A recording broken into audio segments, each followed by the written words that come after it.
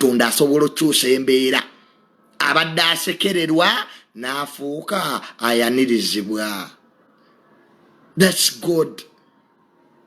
The people who have been despised and now the people who are glorified. So I believe in God Almighty. Nti yaine ekisembayo Ronald Mayinja bye yayita mu byonna abantu ne bamuvuma.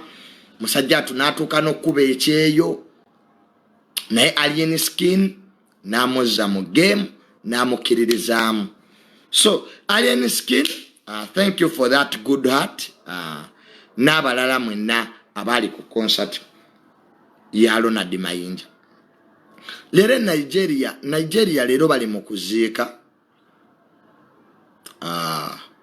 Bali mu kuziika Nigeria awo omugagge yafa gwe bayita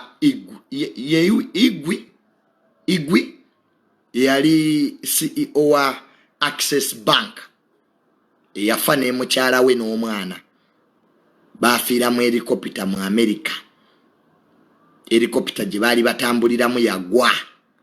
So CEO wa Access Bank ne mukyala we Wigwi Wigwi yaziikiddwa in Nigeria. It was a shock for the entire world. Okuziika kwe kwabadde kulabibwa mu nsi yonna. Era omu ku bagagga abasinga ku Africa kuno Dangote bwe yabadde ayogera yakaabye. It is the very first time okulaba Dangote nga akaaba. Omu ku bagagga abasinga mu nsi yonna Dangote yabaddewo mu kuziika okwo. So it's very unfortunate. Kintu kibi nnyo ti omugagga oyo yafa ne mukyala we n'omwana bafiira mu kabenje k'ennyonyi mu America. So omukolo ogw'okuziika gwetabiddwako abagagga mu Nigeria ne Vice President wa Nigeria namulabyewo kati muwala we omu bw'ati eyasigaddewo. So Mr. Wigwi eddala mpozi yaani omugenzi eyasookinze ensi yonna yaani eddala kali liri emmanyiko. So omugagga Dangote yabadde ayogerako ku maziika awo n'atulika n'akaaba. Era lifainale ye ya oil manyi Dangote ayina amafuta Nigeria ayina enzizi nga bw'olaba amazzi. Kati Dangote mu Nigeria ayina enzizi z'amafuta. Emu ku lifainale ye y'amafuta yagibuddemu erinnya ly'omugenzi. Akabenje lwaki omugagga ono yafiira mu kabenje k'ennyonyi? America ekyakola okunoonyereza kiki ekyatuuka ku nnyonyi eyo naye kyasinze okwewuunyisa ensi. Bye mbadde ndabako Nigeria ebimu ku bisinze okwewuunyisa ensi nti omulambo gwe ogwa mukyala we ne mutabani we omugagga ono gyakomezebwawo mu cargo plane. Jukira bw'ofa bakuleetera mu cargo. Kati aba Nigeria ne baga nti ku ssente omugagga zaabadde nazo bamukomezaawo. So aba Nigeria nga baga nti tubeere hambo ne woba oyina ssente okufa Katonda wayoleseza amaanyi. Tumusajja ono Wigwi CEO wa Access Bank ebadde bank ezimu kuzisinga okukola mu Nigeria ne mu nsi yonna okuba nti bwato bwe yavudde mu bulamu bw'ensi eno. Kati omukolo gwabaddeko abagagga b'e Nigeria ne mu nsi yonna. Kati gaba Nigeria bagamba ku ssente zonna ze bayina tebasobodde mugulira bulamu. Kwasinga wabaddewo edduuka eritunda obulamu Dangote mwennyini ye yandikutte ssente n'agula. Naye God's judgment n'apiiru. Katonda bw'asalawo tewali kiba kisobola kukolebwa. So kitalo nnyo bambi nga tuvudde ku mugagga w'e Nigeria. Era wiiki eno Jacob Rothschild naye yafudde. Jacob Rothschild naye yafudde. Omuntu oyinza okumbuuza Junior Rothschild kyeki? Rothschild ye family ezimu kuzifuga ensi eno sogera kuzifuga Uganda ezifuga ensi eno ba Rothschild bayine sente n'obuyinza tebalabika bebafuga banking system mu nsi yonna bebafuga system ya banka Rothschild family yaabwe kati ono yafudde bamita Jacob Rothschild bava Germany Frankfurt je batandikira kati ne basasanira Bulaaya ne bakola amabanka IMF bawola mawanga ba Rothschild bawola mawanga governments ngabwoga nti gundi jangompole bo bawola mawanga yes tumusime Godfrey nkulaba wano ongamba nti bava Germany na Israel kituufu ba Rothschild bava Germany na Israel ne bakola banking system era ensi tuli mukola tufune sente kwa ba Rothschild be baleeta system eno nti omuntu olina okukola bakusasule be baleeta ebyesente nti sente zina value sente bwebulamu kati zezimu ku family ba Rothschild ezifuga ensi eno basobola okuwakula entalo nga baagadde bayina capacity bayina sente so bawola amawanga bayina influence y'amaanyi ku government z'amawanga so basobola okuwakula entalo they can wage wars obugagga bwabwe buviira ddala mu 19th century nga Napoleon yakyaliwo be bawola government ya Bungereza okuba Napoleon ba Rothschild mu 19th century mu kyasa ekye-19 ba Rothschild era bayina sente kakati wayiseewo emyaka emeka abamu kumwe sente wakazifuna omwezi gumu naye ofuukidde ensi ekizibu kati bano ba Rothschild bo mu kyasa kye-19 nga Napoleon Bonaparte akyafuga France baaliwo era nga bayina sente era nga bawola amawanga Bungereza we yali erwana ne Napoleon ba Rothschild be bawola Bungereza sente kitegedde ekintu ekyo Sematale yasooka first waluddiwo era ba Rothschild bamuyinamu omukono so bagagga nnyo Jacob Rothschild eyabadde abeera Bungereza yafudde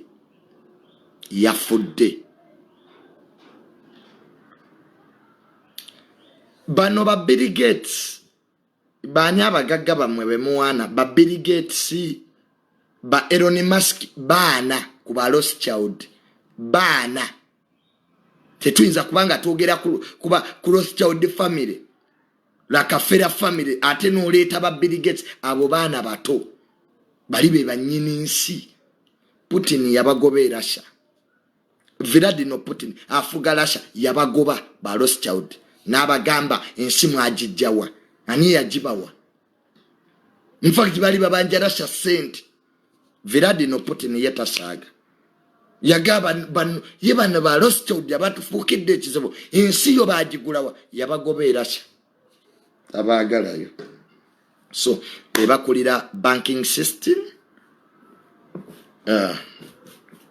kuola mawanga sente baina banks Bufaransa Germany Bungereza. It's a very very powerful family. If you talk about power, influence and fame munsi yonna toyinza butogera kuba Rothschild family. So oyo naye bwatu bwe yafudde kati abantu basanyufu nalabyeko bu comment ensebo nabona lwakuba bo Jacob Rothschild we yafudde abantu basanyufu munsi baga nti tubonabona lwakuba family eyo. So bingi nyebe bogerwako by the way kubanga ba trillionaire a family ba si ba billionaire si ba millionaire Rothschild family ba trillionaire trillion geba wola mawanga toza bino byonna ebya banka bye tuli mba Rothschild be babireeta banking system. So awo nga nvuddewo be bagagga ababiri abafudde wiiki eno. Herbert Igwi Nigeria yaziikiddwa ne Jacob Rothschild eyafudde era mu wiiki eno.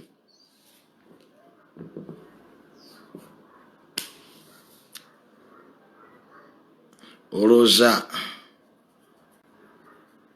Spice Diana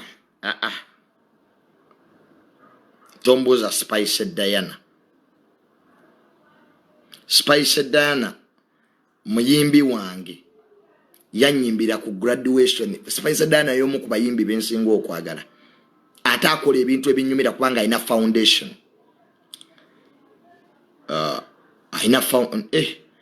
Mr. Ibu ni Mr. Ibu naye yafudde. Lama webale kunzijokeza. So omuzanyi wa firimu Mr. Ibu yamaze naye naafa kitalo nnyo. Mbadde naye mwerabidde okumwogerako. Mr. Ibu naye yakoze eki? Yafudde. So kitalo nnyo mu abalabe bi Nigeria. Spice Diana gwembaddeko. Of course Spice Diana yavaayo n'ayogera ku Mwami Jenkins Mukasa mbwamulemerako ye story gyendabyeko ng'etambula, but I don't want to talk about it. Olwaki saagala gyogerako because Spice muyimbi wange mwagala nnyo. Bwe nalina graduation yange Spice yajja nanyimbira ate ku bwereere. Bebe Kulu yaliwo. Bebe Kulu, my brother, nkutumiddeko nnyo. We can agree to disagree, Bebe Kulu. Wando padde watatange mbu nkuvuma, but Bebe Kulu, there is one thing you don't know. Nze ndi wa Uganda. I'm an analyst of the Republic of Uganda. Siri wa muntu. Ebintu bino we nabisaamu omukwano. Nti sijja kwogerako kuba oli mukwano gwange. Kati nja kukola analysis ki. That's why I'm an international brand. Junior, I'm followed in California. I'm followed in Singapore. I'm followed in Texas. I'm followed in Hawaii. Naba wagize Philippines.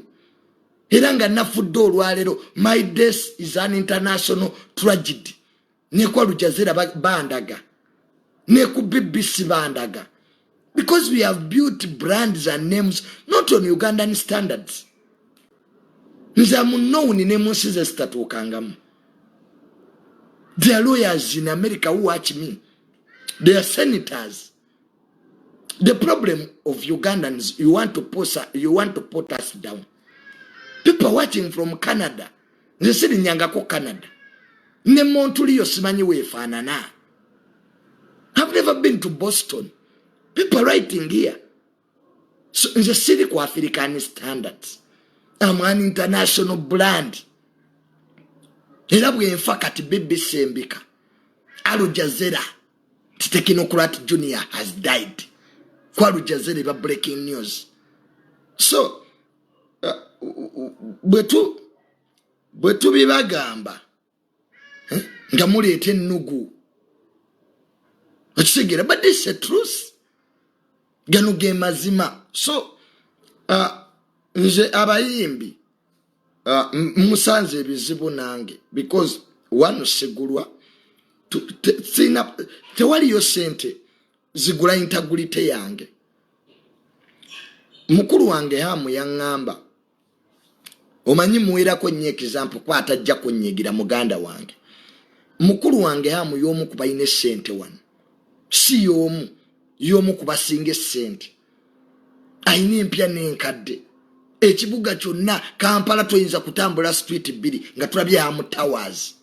Naye yaŋŋamba nti my brother tokkirizanga sente okukyusa integrity yo. Don't allow money to ever change your integrity. Akatiba keba kutonda munga Junior kasigalaako. So nzo omukwano esente tezigula kumanya kwange. Tezigula integrity. Honest. Faba musinga tuli bagagga nnyo. Nikubanga tuli objective. Natuga kino kikyamu kino kituufu. entegeera y'omuntu tebagifuga tokkirizanga muntu kufuga ntegeera yo kwaba kuyinako amaanyi mayitirivu ebintu bibiri mu nsi by'otakkiriza tokkirizanga omuntu okunyiiza when a person annoys you aba akubuleekinze aba akutuuse ku bwongo aba akufudde nti oli munafu never give power to any person to annoy you omuntu kasita akunyiiza n'onyiiga aba akumaze aba amenyedde riyo you tosigera ekintu ekyo so story ya Spice Diana Jenkins saagala mwogerako nze story yonna erimu Kasuku erimu Jenkins erimu Sendi nze buwaliro okwogerako because these are people I see every day kati bwe mbakola ka analysis bayinza ogitwala bubi kanange balina ze bankolako ze saagala. So for the good of me and them, si commenting ebintu bye balimu. So I respect Jenkins, I respect Sandy, I respect Kasuku because balina tafali dene de batadde ku music industry. Nze nagenda okujja ku social media nga weebali. So singa Spice Diana obadde wayogedde ku balala, I would have given you a thorough analysis. But right now, I'm caught between a hard rock and a rock. Nange waliwo munebi nsukako. Kachirianga kuleta wano story. Ngerimu mukuru wange hamu. Uba baba Yasini. Of course, I can't discuss my family. Hira chembala bamusi chogerako. Osigedde ekintu ekyo because eri family yange musayi gwange. So, I want to leave that story at that. We muba Spice Diana mwino obutakanya ne Jenkins. You should solve it amicably. Yes, I know your frustration. Nakulabye Spice, you rarely get angry. You are one of the few musicians between who use logic. So maybe nga Spice to nagenda mawulire. You would have called them person. They are good people. They are good people and they do listen. Naye okubavuma ebibuto. Spice. Bajja kugaaya. My sister. Tewanneebuuzizaako. Abo bajjekinizi bajja kugaaya gaaya bakuteeka wali ng'ekikajjo. Don't open a on them. You'll not win. You have a lot to lose. Bajja kuteeka Kasuku live Spice and they are well informed. Eyo pano bateeka sente mu information. My sister Spice Diana amundabirako toddamu kubavuma bibuto ekyo kibanyiiza. You can abuse them but not their stomachs. So nze kasita Spice nakulabye nga kebisajja bakulu balina ebibanenga yenna mutamba Spice yenna mutamba yenna mulindwa Spice Diana gyayolekera olutala n'alusobola ng'ojja kuba olumbya Amerika ate nalabye ne Frank Antambi awera bannange Jenkins tubivuddemu Spice biveemu just come back ugambe I think I was stressed ochirekawo bajja kugaaya eyo pano olaba juniors golaba njiyingirira. Have you ever seen me discussing Kasuku live? Nah, but yabo I've been my own. Syagala ntalo n'abantu. Nze nawummula entalo. I'm now making friends. Nalwana entalo ne ziggwayo. So now I'm building bridges. Those who want to work with me, work with me. And by the way, Kasuku is my good friend. Kasuku is like a brother to me. era mbeera nnyo ew'akasuku. So kasita Spice asitole yeetulemeredde tugiveeko. Sijja gidisikasinga ŋŋaanyi.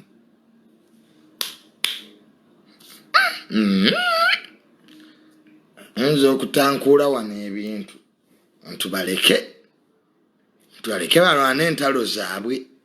Sikyaga lwana ntalo, nalwanira wano abagagga entalo abamu balina mu America. Tewali kye bampa kasita baagaggawala ebikono ne bitandika. Kyoba nze Junior bw'ojja n'oŋŋamba mbw'oyagala nkupromoting nga tusayininga endagaano.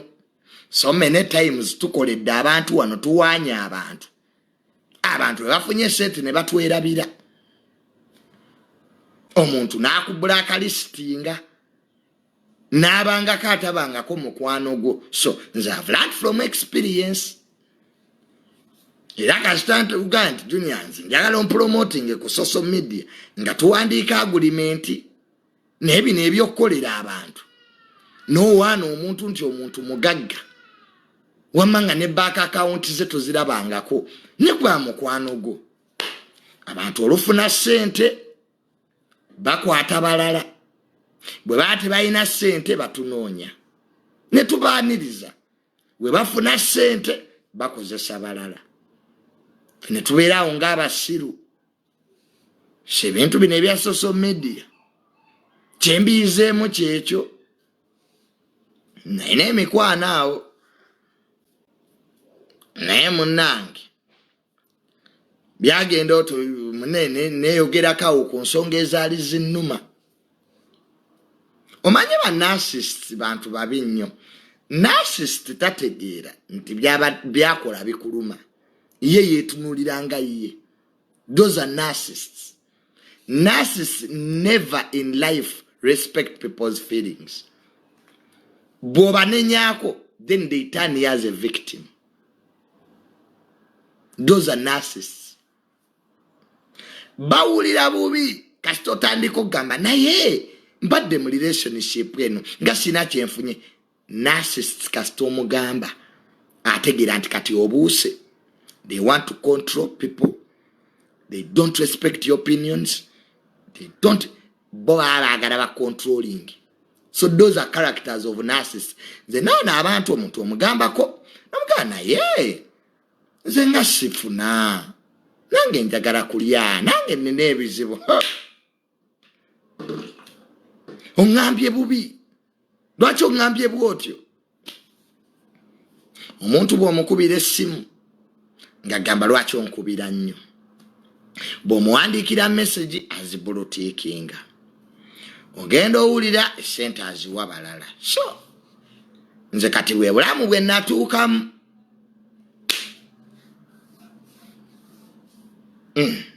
Sikyesiba ku bantu. Sikyesiba ku bantu baana ba maama. Ffe tweguze ku bantu. Omunayagala omukombe n'ennyuma. Nogenda okuzwa muno gaana ekikyenye ekinzita. Lwaki sinoonya ssente ezange?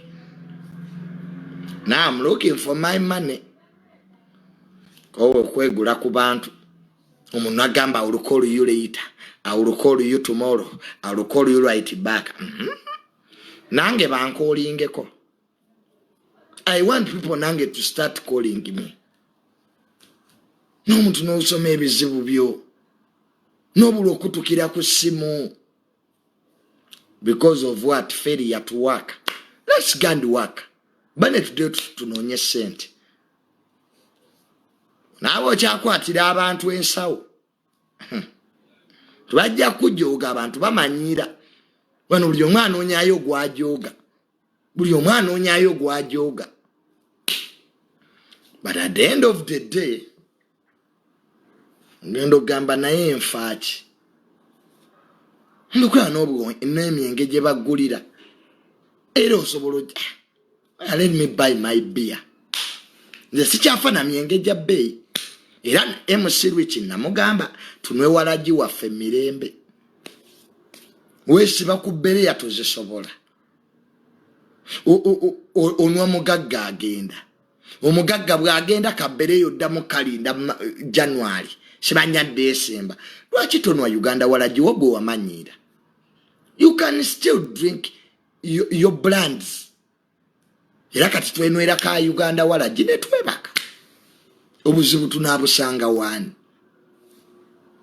N'omuntu agulira Captain Morgan n'asooka akuvumira okwo ku Captain Morgan.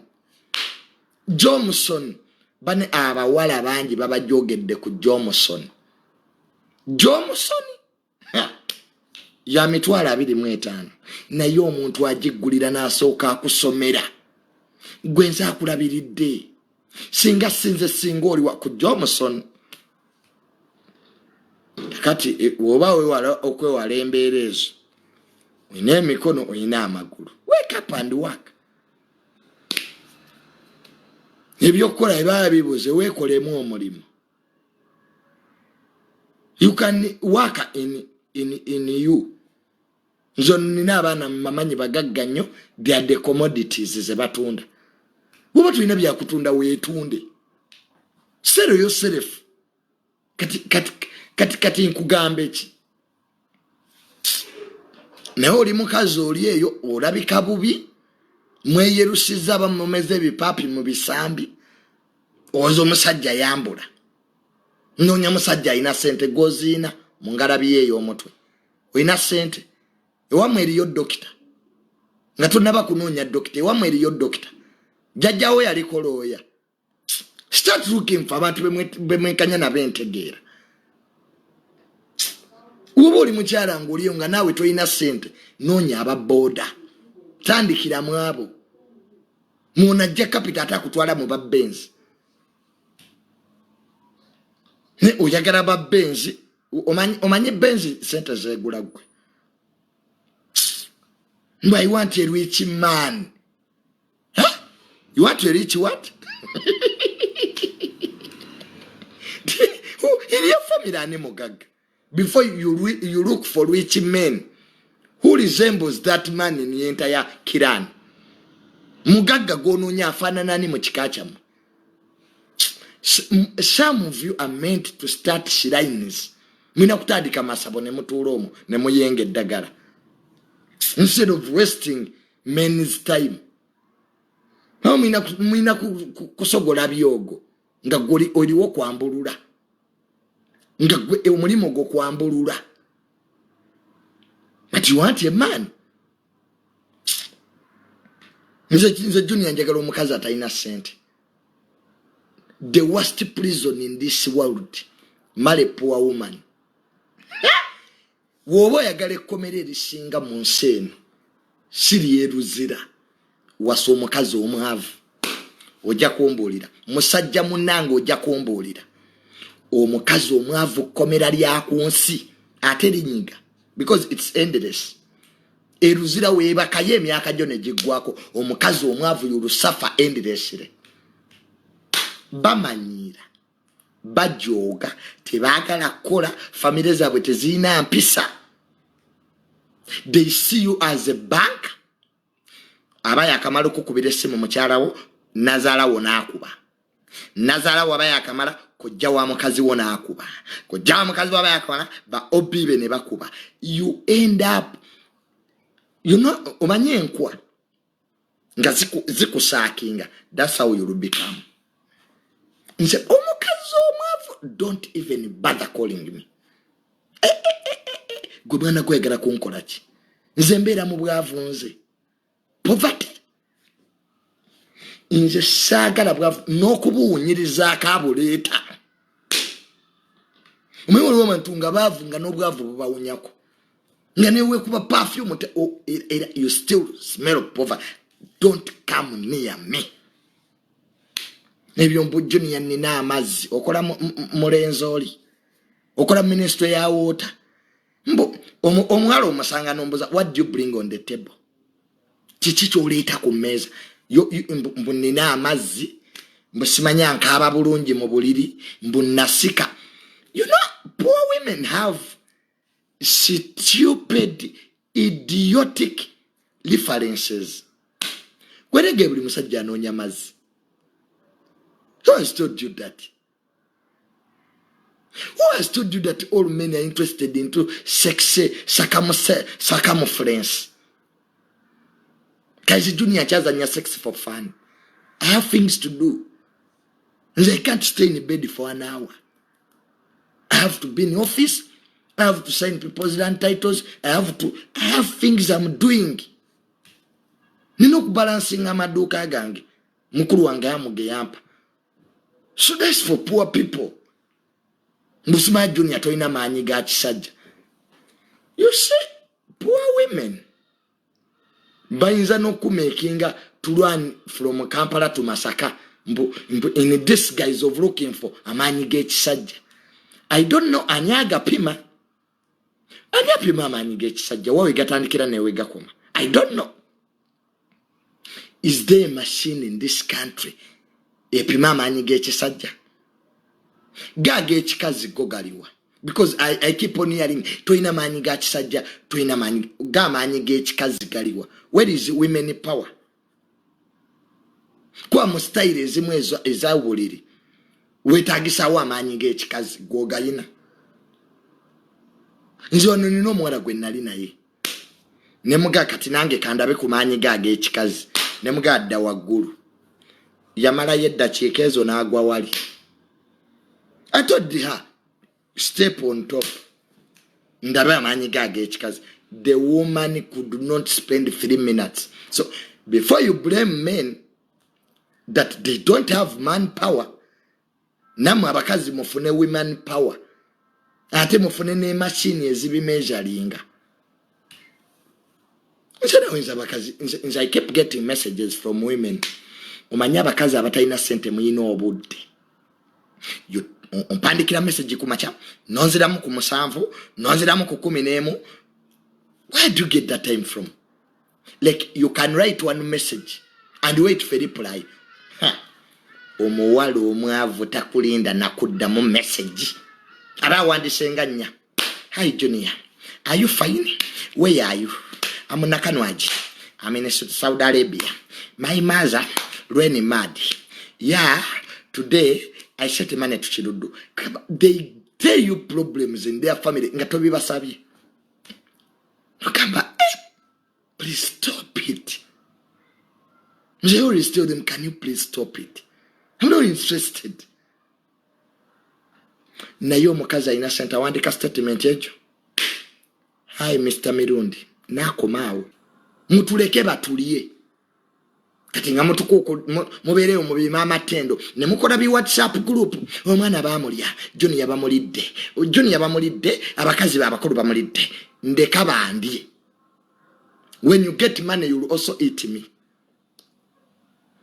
Bolia breakfast kibategezo olidde lunch. Some of you will have an opportunity mutulye but not now. Gendo okole sente. Time is still around. I'm a Ugandan national ID. Sina gender ga. So don't be in a hurry to love me. First let people who have money. Like money. Money. Murugaji waga ensimbi. Olira wenjagala no kujogera olira wenjogera. Gwe yasamirira.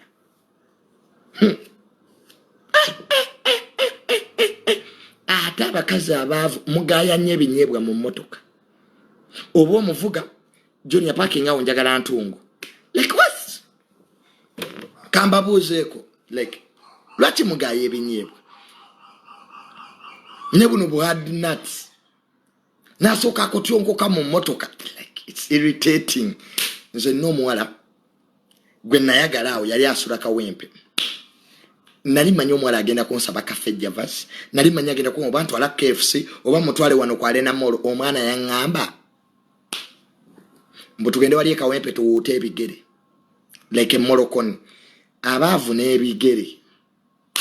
They're not even hygienic. Mbu tuwute ebigere.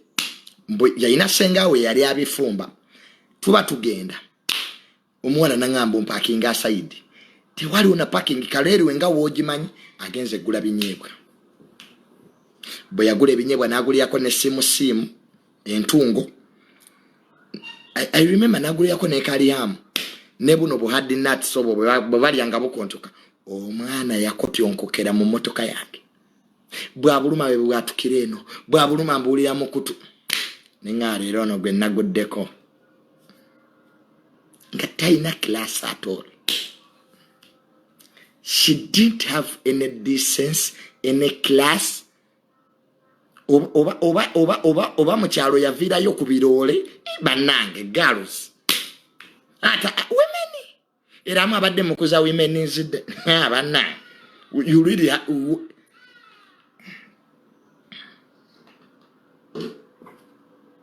ate muyina omuze gw'okwerabira ennaanansi.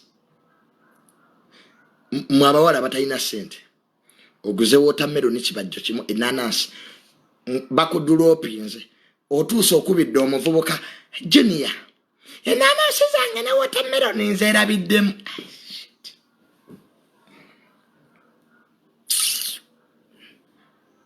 Abakazi abalina ssente agamba nti kadi yange ya banka njeerabiddemu. Go to the bank and withdraw money.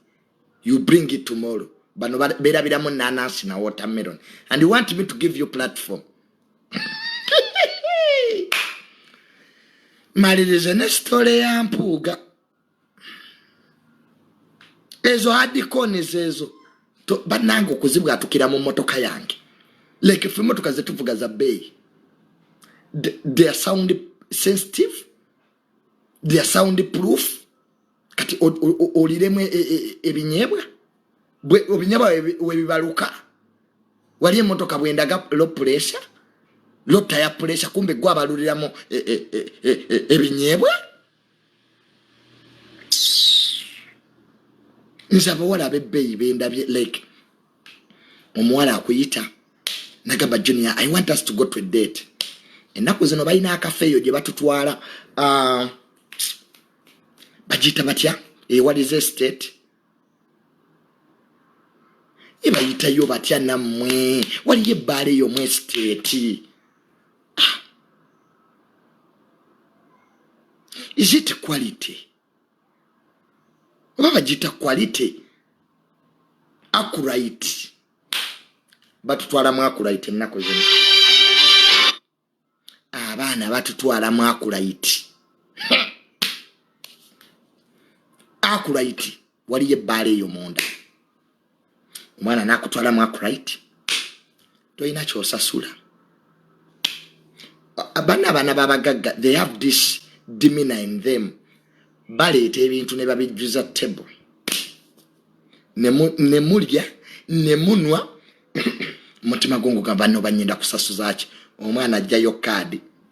Abana babagagga bayina buwaleti oberamu kadi za banka abana ATM nganya nagamba oba today pay using what Centenary mwali Barclays mwali bagala Barclays nakuzino mbwere international stand big omwana ina stand big ina Centenary ina Barclays oba pay using what nogaba nempedde asikula apinga munno gumu bweguti ka message ne kajja ataba yakamala okwogera tata we nakuba. Hi Linda, hi Dad, I'm driving this Mercedes Benz but the mechanic has told me to put in those shocks it will be 20M. Noliranga woli ojugumidde ononya $5,000,000 kumala bizibu byo omuwala goguddeko akubira kitaawo amugamba mbu makanika amugambye oteeka mu shoko za Benz $2,000,000. Kati gomunaku nakanwaji oli mu inbox yangu marako mirembe. Why don't you wait? Ne malirize ekyo omuwala ono ataba naku bana balaba naku mumanyira omuntu wabera ku date n'omwana w'omugagga w'okubira essimu. That's when you call. Ukitukabe ekisimu tochituge wojijja kaja kulowooza girlfriend noyagala obeere transparent ogiteeke mu loud. Bannange nze kyobala sirigenda ku date na simu.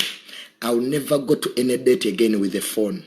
Banesimu ziswaza abantu bakubira nogamba obanji nyige obanji jjako ninga bwojijjako kwa erinnya lyeraze wali Noka omanyi kanjiteke mulawudi abeere bambi alime kutegeera nti n'omuntu ekiwala kibi kizibu nga kikuba Johnny obwedda nkukubira amasimu nga yatoka kwata obwedda nkunoonya kakati kankubuulire kondomu ze twakozesa luli wasigazaawo emunono yankutukiramu nowulira ng'ofa bekinomugamba nze omwana yankubirako essimu nangamba mbu kondomu emu mbu yamukutukiramu I'm on a date anyumizanga kondomu bwe yamukutukiramu mbu beetaaga emitwalo 5 you people I'll never go back chobanga otakolanga ogenda ku date don't go with your phone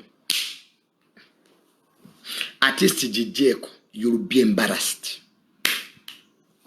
sitani ayine fujjo ate sitani tachatuma yetuukira these days sitani tatuma ebyokutuma yabivaamu buno obuzimu obuto sitani yetuukira ennaku zino waliwo abantu ebintu bye bakola noga sitani kati the end is near nga sitani mwenyini yetuukidde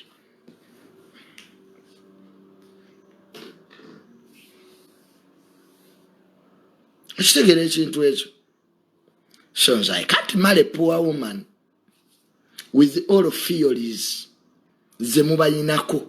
I can't marry a poor woman in the disguise of having water simanya producing ze bebinganyo zala gwe sigatonda bana naye nze Junior omukazi nze kati ninganza abeera olubuto because abasajja ennaku zino tuyoya mukazi wa abalubuto nga naawe olinga ali olubuto naawe oyoya mu marriage z'abagagga naawe omusajja obanga ali olubuto mwalaba wano speaker Anita Amongi yali lubuto naawe abbaawe Magogo Range Rover yawa bbaawe Magogo Range Rover ate nga ali lubuto kibayita omukazi omugagga omusajja ayoya n'omukazi ayoya naye muzaabaavu abakazi nga bayoya njagala bbumba njagala kunuuna ku muti njagala ku kigaji njagala ku bidodo kakati njagala ice cream njagala sumbusa you guys yaba ina abakazi abaavu simanyi ngeri gye mukikolamu. I don't know how you spend your life naye nze me let me be single.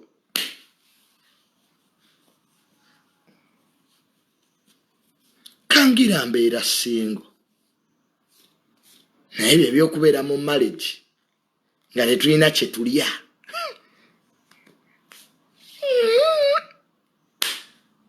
ezo marriage za boda ne mutuyanira okwo amabina tete mutulanga tunyirira twasooka kwewa vali kusanyirira gwe enviiri futewa vali yani anagikuwa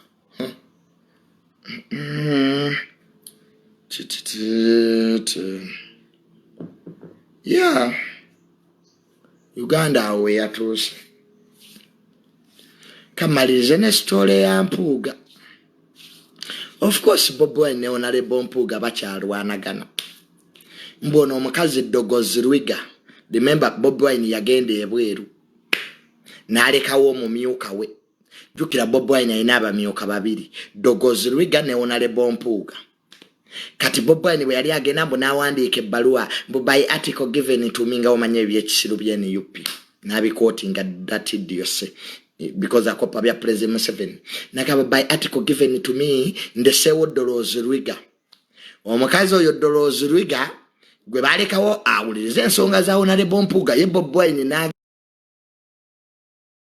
ebweru kubanga stress yali amuliko ne pressure badde nyingi nnyo ku Bobi Wine. In fact mu kaliya ya Bobi Wine oba mwe gomanyi nga principal kwa principal abawa amasomero abaidi teacher eno kino kyekintu ekisinga okubeera ekyamaanyi ogoba Honorable Mpuuga is one of the hardest hurdles NUP gye yakafeesinga.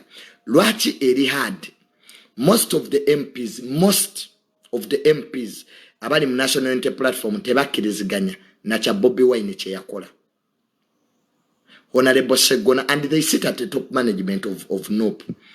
I had Honorable Segona ye agamba nti ekintu bakipapiramu pate yakikwata bubi mbu pate yali eyina okuyita organizi zonna eza pate netabira decision ya Bobi Wine.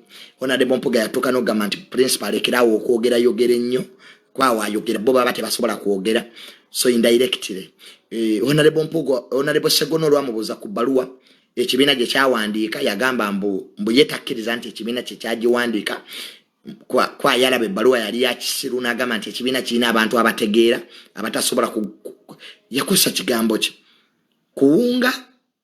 So Honorable Segono yavuma nnyo NUP naye yali agivuma indirectly era olwamukyaza ku NBS yagamba Mpuga mbusinga yali alidde ssente mbu babawe evidence.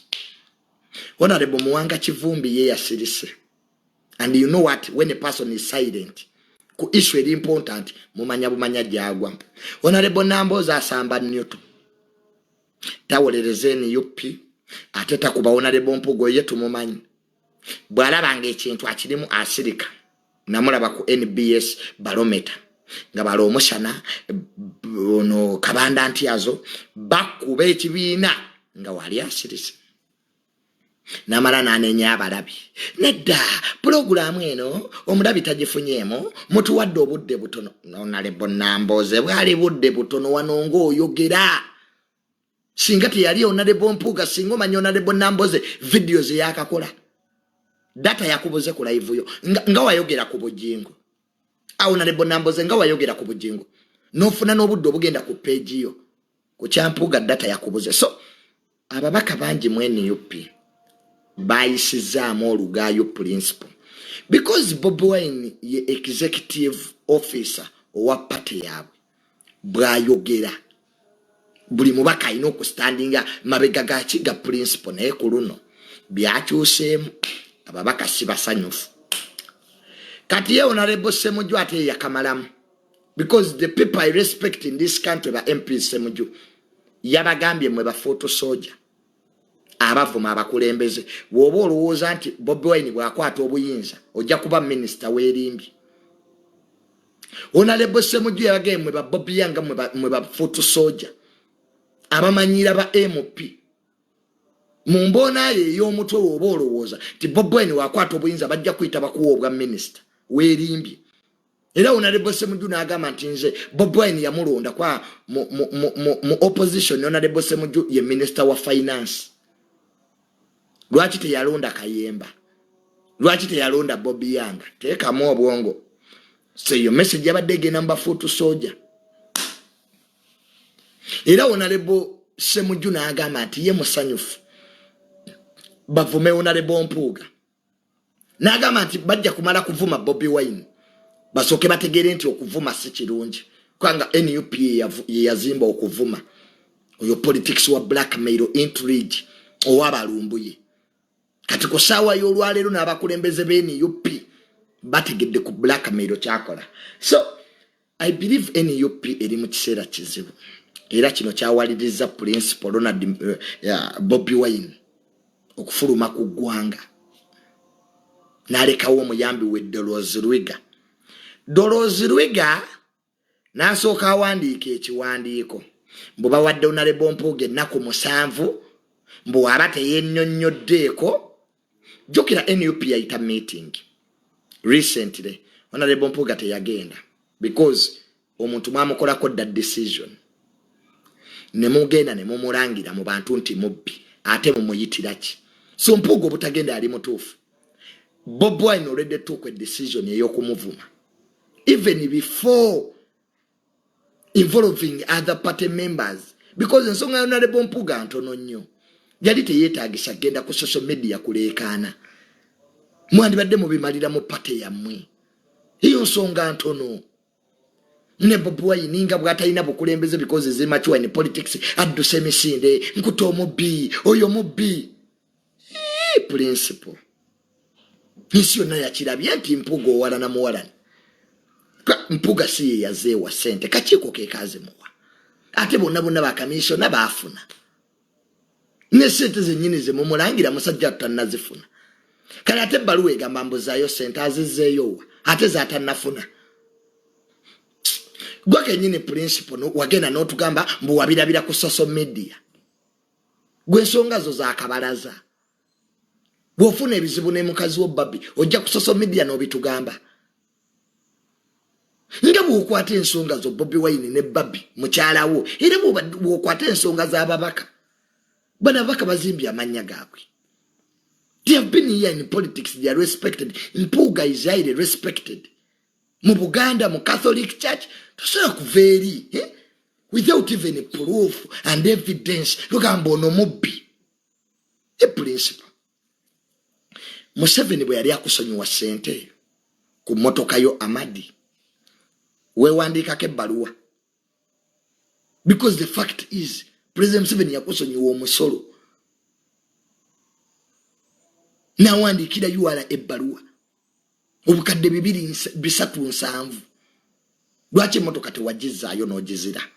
Nogati atoba Museveni asasulidde ekimotoka kyekyo. Gwe nga teweewandiikako bbaluwa. We also need that letter from you. Ngogamanze Bobi Wine wogamba molo.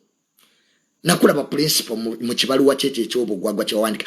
Morale Bobi Wine ayinza okwogera ku molozi. Gwe yali omuntu w'enjaga. You a drug addict here. Ozensi erabidde. The world gave you a second chance. Why tell you set Zakayura? In a principle. Where have the background you? Which you could get a kumoro's principle. Goraba gomu wenjaga ensi ya kusonyiwa.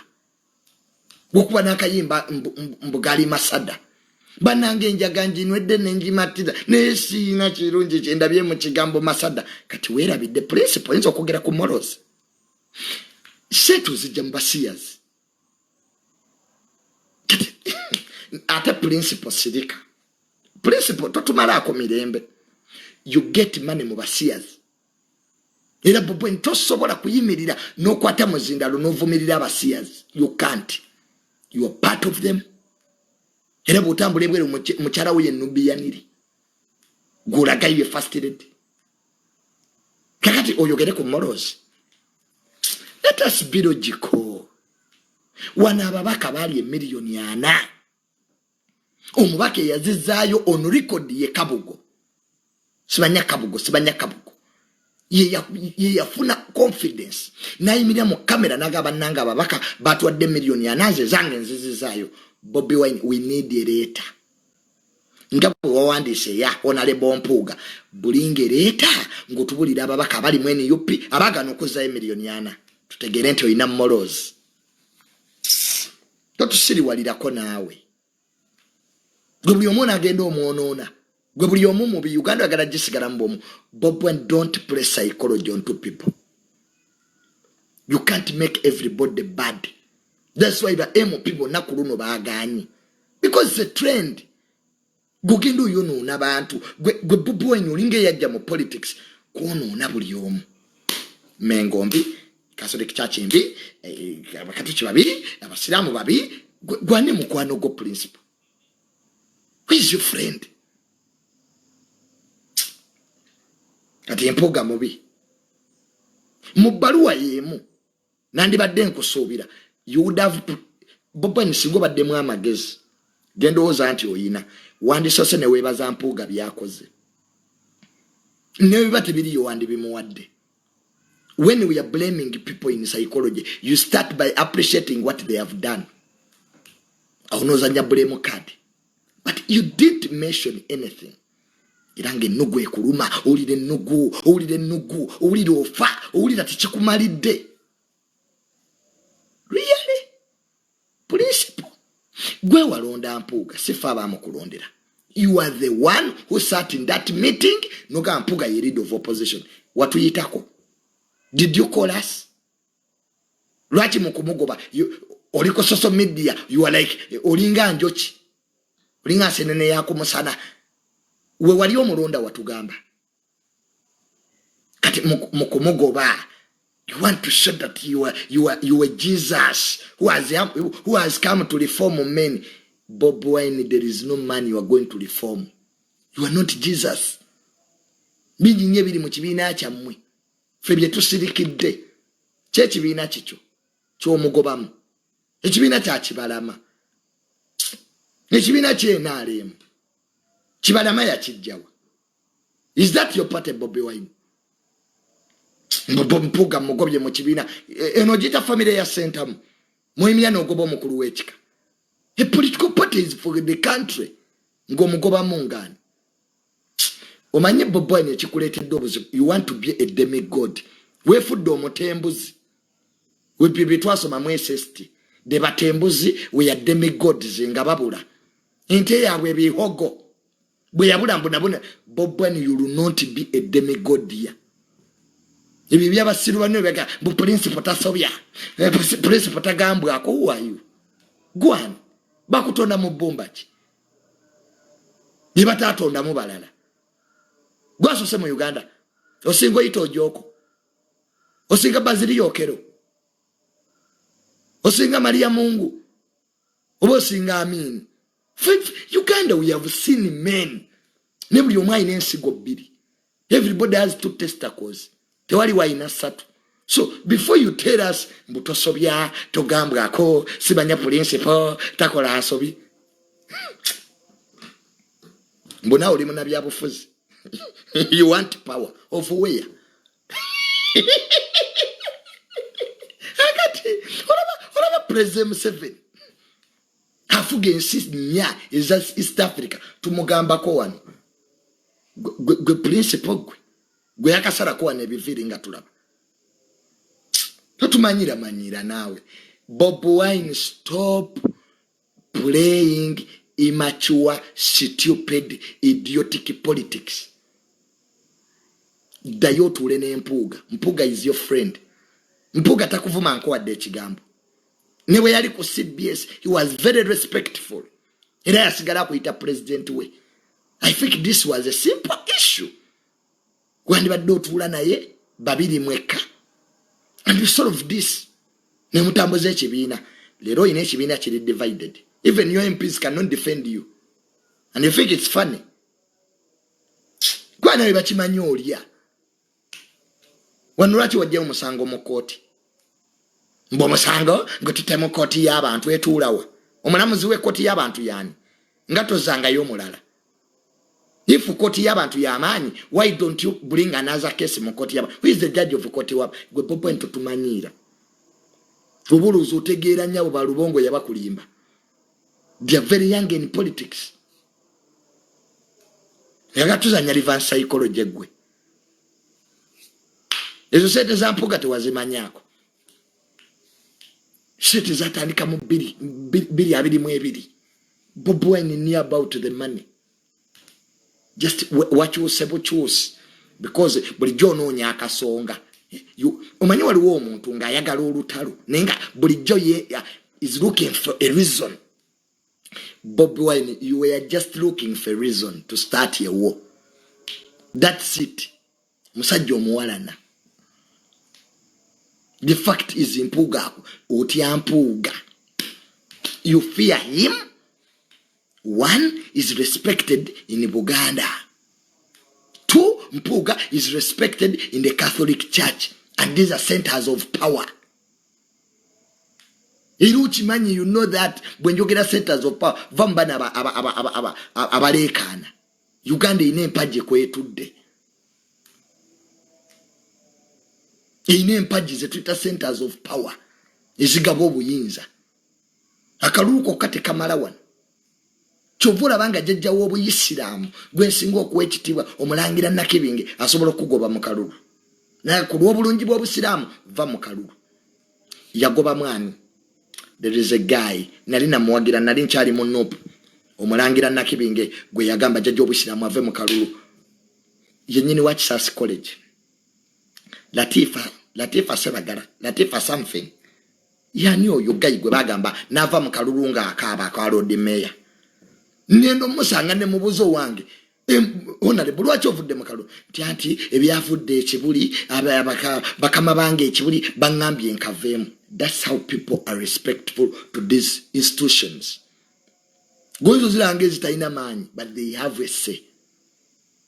Kati Mpuga baba ina Catholic Church ng'ekitovu awo buli mmese ebeera ekitovu obukatuliki bwava Masaka Villa Maria era wobo oyagala kuba mukulembeze Masaka olina okuwa ekitiibwa Catholic Church. They still have influence there. Balina amasomero, balina amalwaliro. Eno Buganda ekyali y'amaanyi nnyo eyo. Bwasinga Buganda nsi Masaka yandibadde capital city. Kakati Mpuuga Catholic Church ne Buganda zimulabanga modo ya leader. Ze zimuteeseteese govudde eno nono Nyanzi ataasoma sibache yamaani Nyanzi Mpuuga tuleese kunga ogireetawa genda okunga embalala. Uganda, some societies are organized. Don't bring disorganization. Nyanzi, chairman Nyanzi, gwasudde ekibiina ekyo. You are importing confusion. You are a symbol of destruction. Why don't you listen to Mpuuga's reason? Lwaki yagana kunga? Oduse wa Muganda o. Bobi batuganye era fe family ya Sentamo kunga bajigobye. They had the reason why. You have found people they are already organized. They are telling you, as we already organized, go to other areas, just give us the system and we fit in our leaders. Akatego konna mwagala kujjayo Mpuuga. You want to remove Mpuuga as an MP. Twamwabirete ebyo bikunga. Lwaki Nyanzi tobikungirako mu constituencies abalala. Era obikungira Masaka. Oyo politics wekisirugwe muzanya. And it's good temugenda funa buyinza. Nze kyonna ekinyumiramu mu lutalo lwa Bobi Wine ne Honorable Mpuuga. I know you are not going to get power. And Bobi Wine, you'll never be president of this country. Bobi Wine, nkulaba kuno ku fake account. Listen to me. You will never get power in this country. Ekyo nkikubulidde. Wayina omukisa ogw'okufuuka president gonna ogwonoonye. Because for you, you believe nti okukwata obuyinza is a Rona game. Politics is a game of numbers. Politics is a team nga bw'olaba omupiira. Ba midfielder babeerawo, abateeba ne babeerawo ne ba defender. Gwe Bobi Wine oyagala oteebe, obeere midfielder ne society ekuwage. Populism. Hey, anti oli ku populism. Hey, principle. Tulabise. Olabisani. Waweerabisa. Oyo politics w'okulabisa talina gy'abatwala. Museveni okufuna obuyinza teyalabisa. Yandibadde agamba tulabisa obote. Kamera tezaaliwa. Kyo amawulire gakajja gajjiddeko ene yupi. Muri baana bato, you are all boys, mwina egos. Hey, nze principle. Era nze asazeewa. Nze mugobi. Egoism tekola mu politics. Era obugende kuzanya politics wa egoism. Abaganda bagamba nti ebisiki n'ebisiki tebyaka. Kezenkana tezaaka. Nga bw'owuliriza era wuliriza ku balala. Goza bonna ba MP abavuddeyo okwakanya decision yo bonna basiru. Tebamanyi mateeka. Bobi Wine gwe kamanya mateeka. General Muhoozi ali Masaka. Agenda sula mu State Road. Akitegedde kubira Mukama engalo ez'amaanyi. President mwasula. Mwagenda osula. Asindika sigino. Mwena alemu. Olaba agenda sula mu State Road. Ka State Road esubwamu president yeka. Nenwera amazzi. Sikyawakana n'abasiru mu Uganda. Kati abaki. Omuntu asula mu nnyumba esulwamu omukulembeze. Mwagenda n'okuhavingira meetings e Masaka. Kati abakyali General Muhoozi akyali General oyo. He's already the president. Let me even keep quiet. Kambale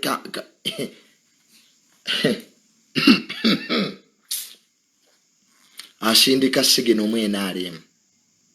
Museveni okuleeta mutabani we ayina bayagala okulaba mwenaalemu ayagala kulaba ani agugumuka manya abantu mubaddeeyo nga mulukaaluka ebintu byammwe era bwe nalaba Jeno tafiire nga avuddeyo nedda Jeno Muhoozi tajja kuba neŋŋamba kale this is a trap manyi bwe bayagala kukwata emmese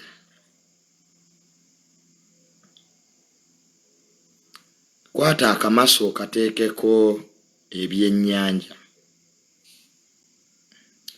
bw'ojja okukwata emmese Museveni bw'agamba nti agenda Masaka muteegere ejjinja teri kintu Pulezidenti Museveni kyakulanga kya bussiru gwoba olemeddwa kutegeera kyayagala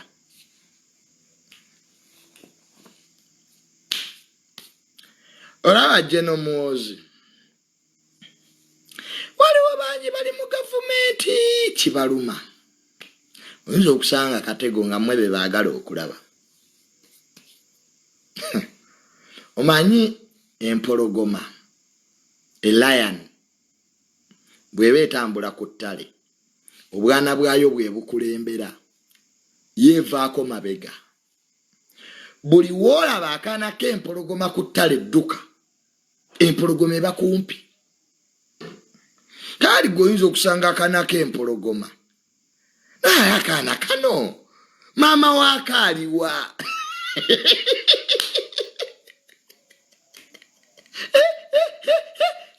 kumbe erina weerabira bweti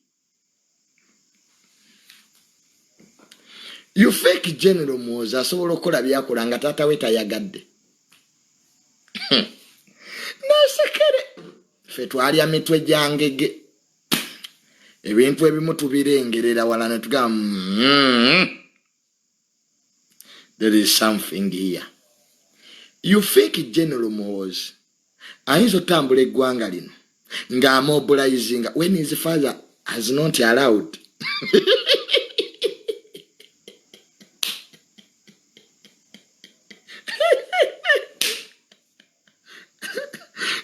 nze nalabanga tango odoyi simanya chairman electoral commission NRM. Now we have one card. It's for the president. No card is really big. You will find 2 cards. You fake first family. Kwa Jeno Muhoozi atambula na batata be. Toyota, Sodonzeire. You fake the first family can come. Members of the first family. Nga they don't know the position of the president. Johnny Yashirike. Let me keep quiet. If you see young, manzo kumpita ku side. Nimampita ku siye mwayo manyi bambega kuno be basinga ko obungi. Ne Junior. Lwaki oyogera ebintu ebyo?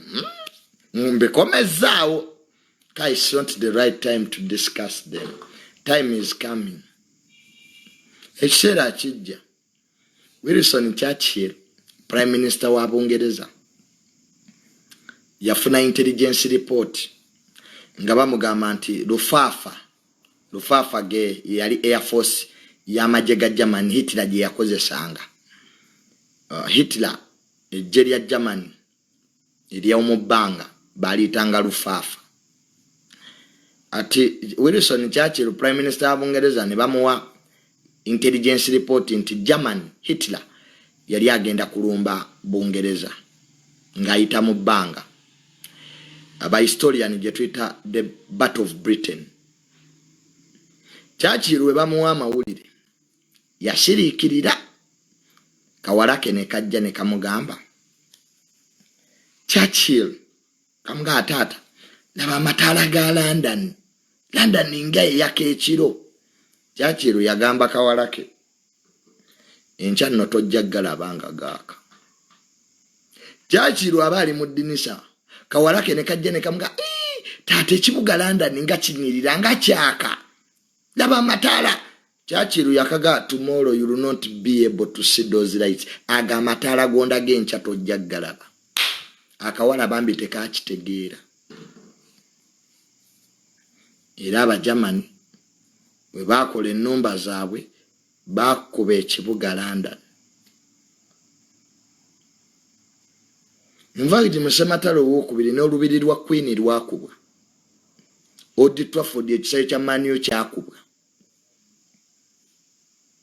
Abangereza ne balaba nga olutalo luyinza nno balemerera ne bakola ladda. Abangereza be basooka okukola ladda. Bayasooka okukola ladda mu nsi. That was a game changer. Mu Second World War, that was a game changer. Ti Omungereza bakola ladda. Hitler agenda okulaba ennyonyi ze bazikuba agaye. Tuyina ennyonyi nnyingi. Abangereza balina ntono bategeera batya. Kumbe Omungereza yakola antennas nga nnyingi n'azeetoolooza. Kati ennyonyi we zaasalanga English Canal, jjukira sound akuba ku mazzi n'agenda. Kati nga bategeera eno. Antennas nga zitegeera ennyonyi zijjira mu south, zijjira mambuka, bo ne beetereeza. Ekirala ekyakyusa Second World War bagita endigima. Ndigima kyali mashini ya German. Bakamanda ba German mu Second World War bewanga commands naye nga bakozesa sign language. Okay, commands zaabwe baziwandiikanga naye nga tosobola zisoma. Nga ekyuma kiri ndigima bo kye bakozesanga nga bo babitegeera. Kati Abangereza nga kibeewuunyisa bagenda ne batta bakamanda ba German babasanga mu instructions naye nga tosobola zisoma. Ng'omuntu wawandiika ekigambo gaalo naye nga asoosezza ero nazzaako ala. Kati nga ne bw'oba oli mugezi otya tosobola gatta nnyukuta zino kufuna naye nga bo babimanyi.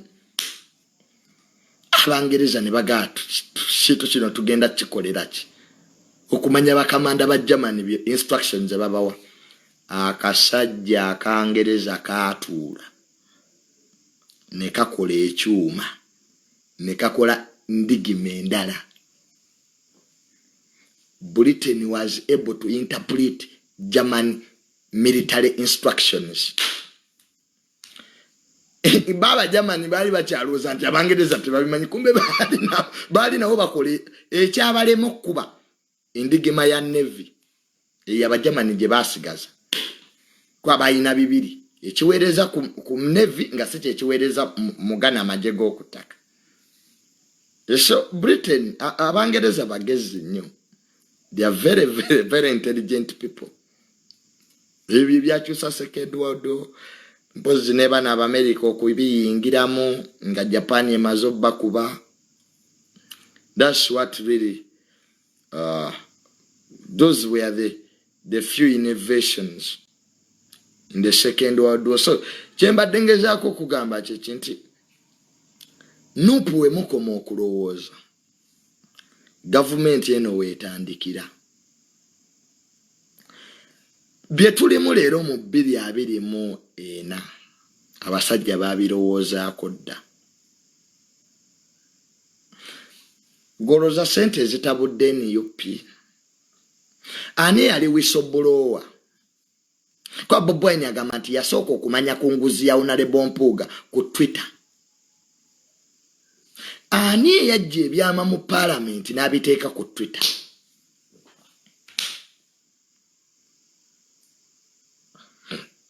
Ekibuuzo kyembuuzizza okimanyi.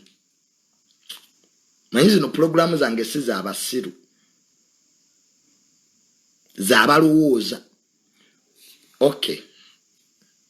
Information yafulumira ku Twitter ng'eraga nti Honorable Mpuuga yafunye ssente ne bakamishona abalala.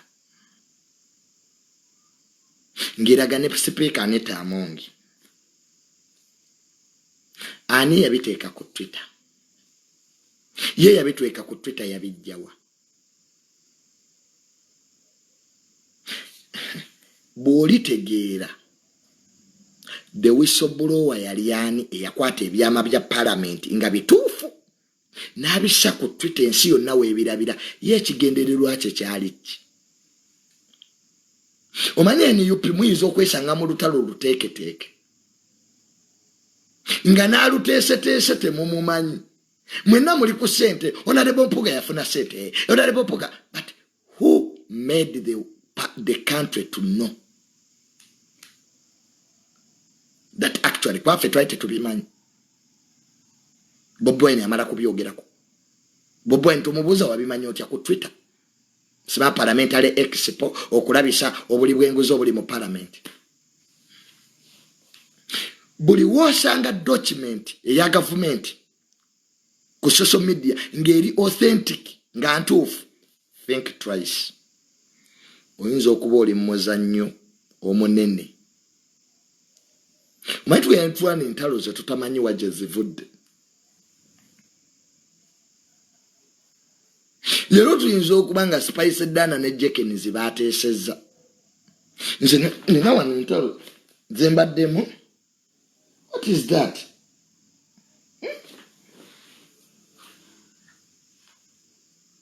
Bana.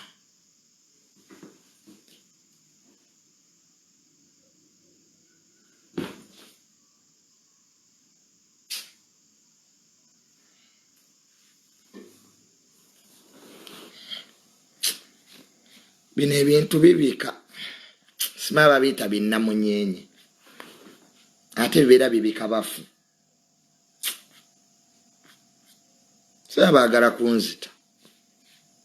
Sabo kinnamunyenye kivudde eri ne kingwako. Ate bibeera bibika bafu. Mukifulumye. I cancel those evil in the name of Christ. Nkisaza mu linnya lya Yesu. It's a bad omen mu Baganda. Bino binnamunyenye okugwako. Bibeera bibika bafu. Ennaku zino ndoota ebirooto. I know many people don't like me. So, olwaleero bwentyo bwenjiwunzise. Kino kinnamunyenye kinguddeko. Ate jjajjaffe yatugamba mbu olaba binnamunyenye nga biyingidde mu nnyumba mbu wabeera baba bagenda okufa mbu kintu si kirungi.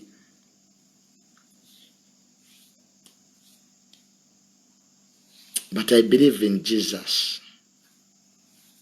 Sikiriza mu bintu ebyo bya superstitions. Naye olwaleero kanjimalire wano mu butuufu because it's a bad omen. Very bad omen. So, manyize belivingira mu culture my father ayina amasabo. Tatanga Tamale mirundi senior abikiririzaamu eby'Abaganda ebyokuloga mbu asobola okuloga n'ogw'eddalu. So sibikiririzaamu, but he has witchcraft. N'amasabo. So I think bajjajja, I think the ancestors Abaganda ne bajjajja bajjajja banyiivu bakubiddeko essimu. Where are the judges? Nababuuziza ejjo mbu bajjajja bagenda mu America baba mweyana. So I'm not a believer in culture. Into ya culture ebyo sibikiririzaamu.